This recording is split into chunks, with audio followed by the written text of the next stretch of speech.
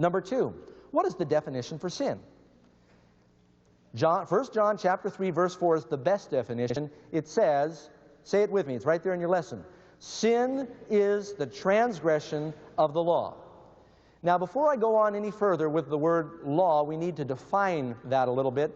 The word law is used several times in several ways in the Bible. Sometimes the word law simply means the writings of the Old Testament. They sometimes called it the law, the 5 books of Moses. The word law sometimes was speaking of the ceremonial ordinance that was connected with the sanctuary and its services. And many times the word law meant the 10 Commandments. A rich young ruler came to Jesus. He said, "Good master, what good things should I do that I might have everlasting life?" Mark chapter 10, Jesus said, "Keep the commandments." He said, "Which?" And Jesus began to quote the 10 Commandments. And the man interrupted Jesus before he finished and said, "Oh, I've kept all these from my youth up," which he really hadn't. And so the law of God is the foundation of His government. Now, there are several definitions for sin in the Bible. Sin is the transgression of the law. Sin is knowing to do good and not do it. You know, not only do you have sins that you commit, like when you murder somebody, but there are also sins of omission, when you omit. For instance, you can kill a person by running them over with your car.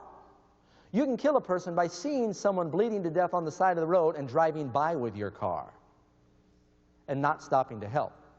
And I think that there's going to be a lot more people in the lake of fire because of sins of omission. They just fail to do. They say, "Well, I don't rob, I don't steal, I don't kill, I'm a good person," but they don't do what God wants them to do. So sin is also knowing to do good and not doing it. The Bible tells us further, anything that is not of faith is sin. In other words, if you got doubts about something you're doing, it may be because it's wrong and your conscience is bothering you. Okay, so there's several definitions, but the clearest is sin is the transgression of God's law. Tonight when we speak of the law, we're speaking more specifically of the 10 Commandments. You'd be surprised how often I have heard ministers say on TV and on the radio, "Well, they had the 10 Commandments in the Old Testament, but we don't need that now because we're in the New Testament and we're supposed to keep the new covenant, the new commandments. The new commandment is love the Lord with all your heart, mind, soul, and strength, and love your neighbor as yourself."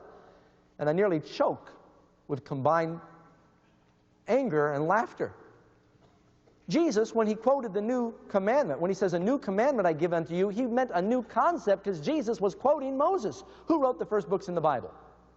Moses wrote Genesis. How much older can you get? Deuteronomy chapter 6, verse 4, love the Lord with all your heart, mind, soul, and strength. Leviticus chapter 19, 18, love your neighbor as yourself. Jesus was saying, this is a new concept for you.